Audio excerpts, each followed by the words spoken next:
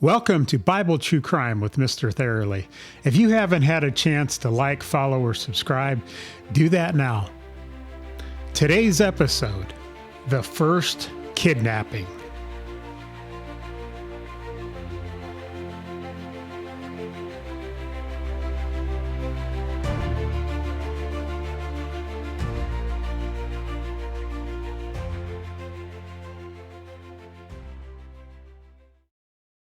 Hi, I'm Steve, and I have my wife Heidi with me today. Hello. Well, I'm glad to be back after a few weeks of hiatus for us. We've been traveling and doing some different things, and it seems like there's been a lot going on in the world while we've been away. One of the big events that's been going on has been the Nancy Guthrie kidnapping, although at this time, it's gone all the way through February, and at this time they haven't found her or anything yet. Well, that has been a riveting story. It's hard to not want to know all the details and to check the news each day to see what has developed. Well, I've been pretty interested in it too, and we're checking the news, all the time to see what happens with it. And of course, there hasn't really been much of any kind of a development for it, but I was thinking about what to do for our next podcast, and there is a kidnapping that's in the Bible, and I thought that it'd be interesting to do that story. Well, I'm sure I'll be just as fascinated with the details of this story too. Our story is going to take place about 4,000 years ago in 2000 BC, and we're going to begin with Abraham and looking at his family. So I'm going to look in Genesis chapter 11 here, and I'm going to begin in verse 27. This is the genealogy of Terah. Terah begot Abram, Nahor, and Haran. Haran begot Lot. And Haran died before his father Terah in his native land in Ur of the Chaldeans. Then Abram and Nahor took wives. The name of Abram's wife was Sarai, and the name of Nahor's wife, Milcah, the daughter of Haran, the father of Milcah, and the father of Iscah. But Sarai was barren. She had no child. And Terah took his son Abram and his grandson Lot, the son of Haran, and his daughter-in-law Sarai, his son Abram's wife, and they went out with them from Ur of the Chaldeans to go to the land of Canaan. And they came to Haran and dwelt there. So the days of Terah were 205 years, and Terah died in Haran. So Terah has three sons, Abram, Nahor, and Haran. And the order that they're listed in isn't thought to be oldest to youngest or anything, but Haran is listed last, and it's probably because he died. So you just have Abram and Nahor, and they're going to leave the land of the Chaldeans, which is where the Babylonians are going to originate. So that's where Ur is. And they leave that, and they're actually going to head north, and they're going to establish a town called Haran, and they're going to end up staying there until Terah dies. And then Abraham is going to go to the land of Canaan, which is what God called him to do already. And it talks about that in Acts chapter 7. It says that God called him out of Ur, and they settled in Haran, and then they go to the land of Canaan.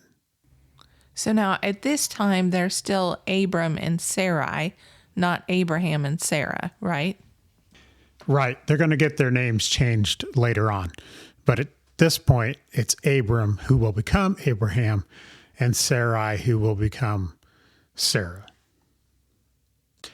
So Abram goes from Ur to Haran. And then after his father dies, he's going to go to the land of Canaan. And here's what God says to him in Genesis chapter 12. Now the Lord had said to Abram, "Get out of your country, from your family, and from your father's house, to a land that I will show you. I will make you a great nation. I will bless you and make your name great, and you shall be a blessing. I will bless those who bless you, and I will curse him who curses you. And in you all the families of the earth shall be blessed. So Abram departed as the Lord had spoken to him, and Lot went with him. And Abram was 75 years old when he departed from Haran. Then Abram took Sarai his wife, and Lot his brother's son, and all their possessions that they had gathered, and the people whom they had acquired in Haran, and they departed to go to the land of Canaan. So they came to the land of Canaan. So Abram is going to leave Haran, and he is going to go to the land of Canaan. And who is he going to take with him? Well, he better take his wife. Well, yeah, he takes his wife, but who else does he bring with him? He's also got his nephew Lot. Right. So he's going to have Lot with him and all the people that he accumulated out there. So he's going to have a bunch of servants that are with him. And of course, he's got his wife with him, which we established that. And they're going to have a lot of herds with them. They were herdsmen. They had sheep and goats and all those things. So they're going to have a big entourage, and that's what's going to cause them a little bit of problems when they get into this new area in the land of Canaan. So we're going to fast forward to chapter 13, and I'm going to begin reading in verse 5. Lot also, when he went with Abram, had flocks and herds and tents. Now the land was not able to support them, that they might dwell together, for their possessions were so great that they could not dwell together. And there was strife between the herdsmen of Abram's livestock and the herdsmen of Lot's livestock. The Canaanites and the Perizzites then dwelt in the land. So Abram said to Lot, "Please let there be no strife between you and me, and between my herdsmen and your herdsmen, for we are brethren. Is not the whole land before you? Please separate from me. If you take the left, then I will go to the right. Or if you go to the right, then I will go to the left." And Lot lifted his eyes and saw all the plain of Jordan, that it was well watered everywhere, before the Lord destroyed Sodom and Gomorrah. Like the garden of the Lord, like the land of Egypt, as you go toward Zoar. Then Lot chose for himself all the plain of Jordan, and Lot journeyed east, and they separated from each other. Abram dwelt in the land of Canaan, and Lot dwelt in the cities of the plain, and pitched his tent even as far as Sodom. But the men of Sodom were exceedingly wicked and sinful against the Lord. So I've always thought that the separation was because of like overuse of the land, but it sounds like it was also, or even maybe more mainly, about the strife between the people. Yeah, I think it could have been a combination of those things. If you look at, you've got these two different flocks, and you've got these shepherds that are supposed to take care of their particular flock. So where they graze and where they drink water, they wouldn't be able to do it at the same time because the flocks would get all mixed up. So it'd be like, hey, it's our turn or whatever, and it's just be better if they separate their flocks apart from one another. And they didn't have barbed wire fences like we have today where you could separate distinct areas. So the only way that they could get the flocks apart really is to be really far apart from each other. Otherwise, the shepherds are constantly trying to separate stuff. Well, that makes sense. So Heidi, when Lot chooses where he's going to go, what kind of land does he choose? Lot chooses the best land for himself, the land that has all the water and seems like the best place to go. Yeah, he wants the best for himself, which, that's something that might be the natural choice that somebody's going to make. But also what's going to come along with that is he's going to end up living with a bunch of wicked people because they also chose the best for themselves. So it's not that it's just the best land and nobody's there. It's the best land and there happens to be wicked people that are living there at the same time. Yeah, it says that he is in the valley between the cities. And what we're going to see here is that there's several cities in this area. In fact, there's going to be 5 of them. And the 2 most famous ones are Sodom and Gomorrah, which is 2 different places, not one place. But Sodom and Gomorrah are 2 of these cities that he's going to live next to. And that's going to cause him some problems, not only now, but later on in the book of Genesis, which we're not going to get to today. But just so you know, he's going to be living among some wicked people. And that's always going to create problems for anybody that's living with wicked people. Well, I wonder if Abraham thought he was getting a raw deal, but because he didn't have to deal with all of that wickedness, it seems like he really got the better end of that. Let's just read the rest of that chapter real quick, beginning in verse 14. And the Lord said to Abram, after Lot had separated from him, lift your eyes now and look from the place where you are, northward, southward, eastward, and westward.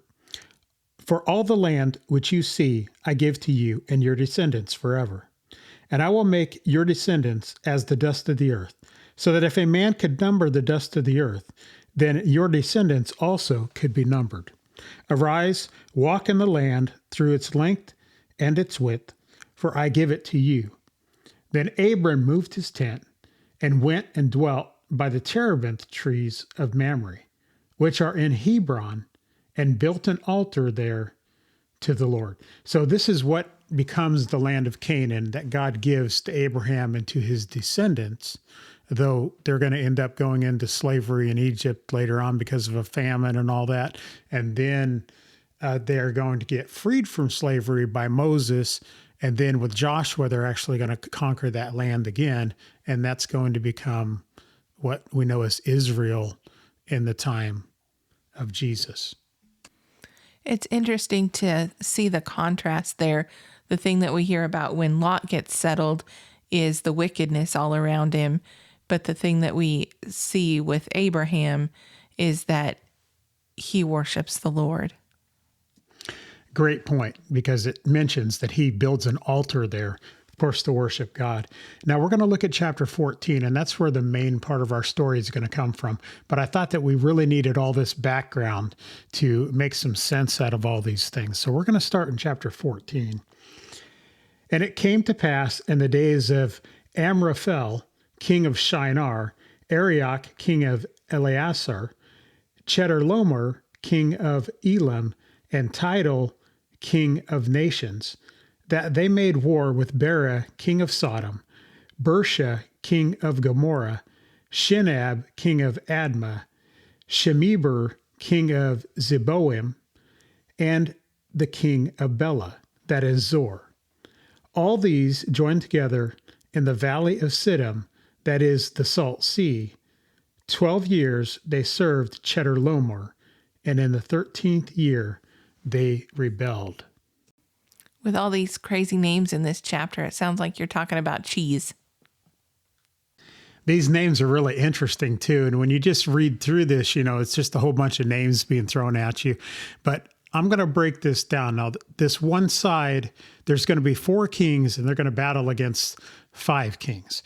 And this 4 kings side, the one that seems to be kind of the main king is Chedorlaomer. And Chedorlaomer is from Elam, which is what becomes Persia. And then this guy, Amraphel, he's the king of Shinar, and Shinar is the land of the Chaldeans or the Babylonians. So he's going to become the Babylonians. And then another one of these kings that's interesting is Tidal, and it says king of the nations. And he is actually what becomes the Hittites, or his people become the Hittites there. So you have an interesting relationship with these kings here. And another thing to point out about kings, when we think of kings, we think of people that controlled a whole country or something like that. But during this time, somebody could just be like the head of a city and be called a king. So it's not quite what we might think of as a king. So they had a whole bunch of kings all over. And that's why we have 5 kings that are going to band together to fight against these 4 kings. And of course, those 5 kings are going to be the ones where Lot is living, and that's going to be Sodom and Gomorrah and Bela or Zor and Zeobim and Admah. So those are 5 cities with 5 kings. So let's read on beginning in verse 5. In the 14th year, Chedorlaomer and the kings that were with him came and attacked the Rephaim and Ashtoreth, Carnaim, the Zuzim and Ham, the Emim in Shaveh Kirithaim, and the Horites in their mountain of Seir, as far as El Paran, which is by the wilderness. Then they turned back and came to En Mishpat, that is Kadesh, and attacked all the country of the Amalekites and also the Amorites who dwelt in Hazazon Tamar. Okay, so that's a lot of difficult names. So can you help me understand what's going on here exactly? I'm going to try my best to put all this in perspective here. So you have these 4 kings that have joined together, and they seem to have control over a lot of regions. And the 5 kings that are in the area that Lot is living in, Sodom and Gomorrah and all them, they paid tribute to these kings for 12 years. In the 13th year, they rebelled, which probably meant they didn't send them any food or money or whatever they were taxing them with. And so in the 14th year, these 4 kings come out and they start to conquer all these regions around them. And of these names that are here, one of them is kind of familiar, and that's Rephaim. And that's where later on it'll talk about the Rephaim, talking about the giants, that these men are of great stature. So I guess when we look at these different ones that these 4 kings are conquering, it's showing how powerful that they are. But yet Sodom and Gomorrah and the other 3 cities have rebelled against these 4 kings. Okay. Now let's look at 8 through 9 and see what happens with the 5 kings versus the 4 kings. And the king of Sodom, the king of Gomorrah, the king of Admah, the king of Zeboim, and the king of Bela, that is Zor, went out and joined together in battle in the valley of Siddim against Chedorlaomer, king of Elam, Tidal, king of nations, Amraphel, king of Shinar, and Arioch, king of Elasar. 4 kings against 5. Okay, so tell me more about this region. What kind of area are we looking at? So this area is around the Dead Sea or the Salt Sea. And of course, that's still there today. And they believe that this is at the southern region of that sea. And that's where the Valley of Siddim is. So that's where this battle is going to take place. And it's got some interesting features, or one interesting feature at least, which we're going to see here in just a second. So Sodom and Gomorrah were thought to be at the south side of the Dead Sea or the Salt Sea, depending on who's naming it there.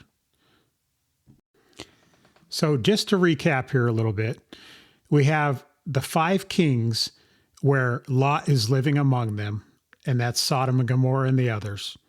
And then we have the 4 kings who kind of controlled them for a while before they rebelled.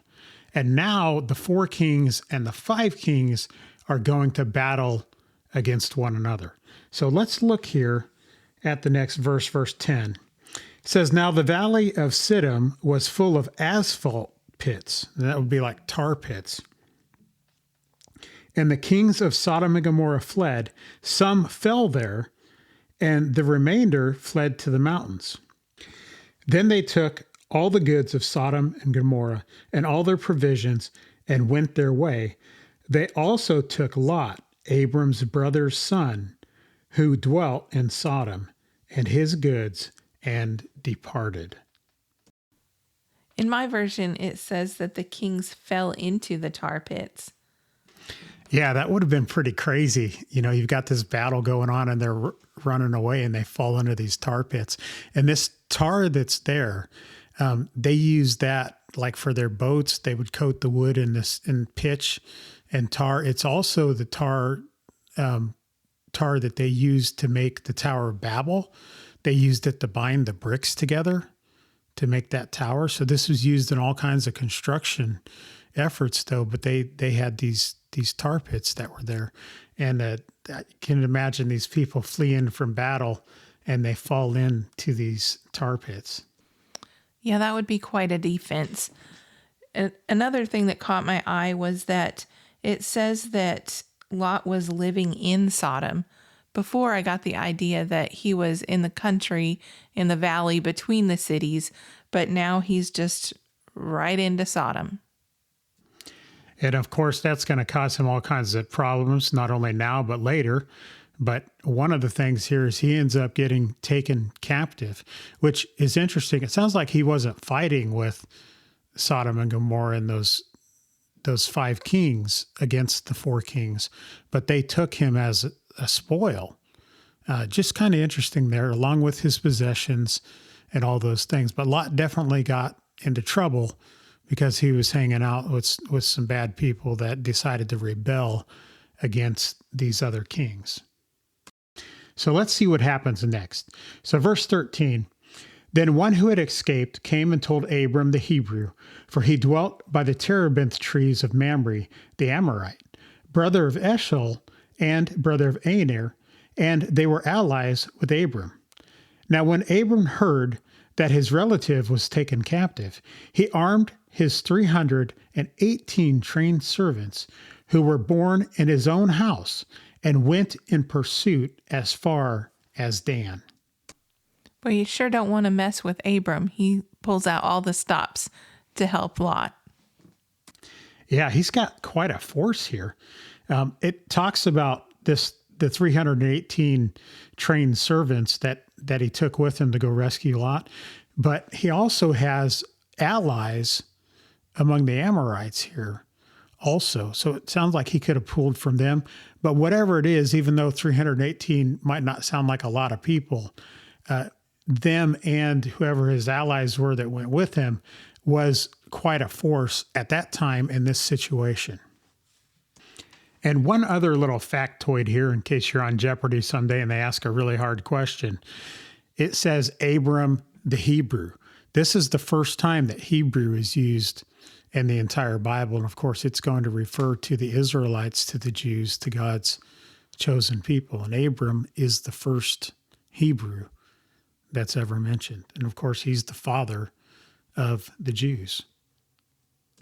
It sounds like Abraham is a pretty good general also. He's got some tactics here, though we just have a couple verses on this whole thing, but he's going to easily defeat these 4 kings and send them on the run. So let's look at verse 15. He divided his forces against them by night, and he and his servants attacked them and pursued them as far as Hobah, which is north of Damascus.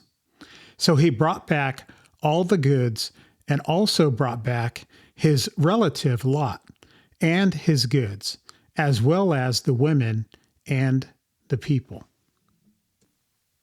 It seems like a lot of information to get to that point, but it's neat to look back and see all that's gone on to get us there. And also to think about, I kind of picture Abram off in a field somewhere, just pondering his day and herding his sheep or whatever. But it seems like he's got a lot going on there with making allies and doing all of these things that helps you to have a lot of respect for him. Oh, definitely. And we get the idea that he's a wealthy man. He's well respected. Of course, he's got the allies there, and he's going to jump up and go rescue his nephew. And I like that you said that there was a lot that was going on there, because it's all about Lot, isn't it? So that's the story of Lot, who gets kidnapped, and Abram goes and rescues him and brings him safely back to Sodom, there where he was living. Well, what other scripture do you have for us today? I want to leave us with Galatians 3:6, which talks about Abraham. Just as Abraham believed God, and it was accounted to him for righteousness. All scripture is taken from the New King James Version or the New American Standard Bible. Thank you for listening today. Be sure to follow our podcast, share it with your friends, and join us again next time for more Bible True Crime.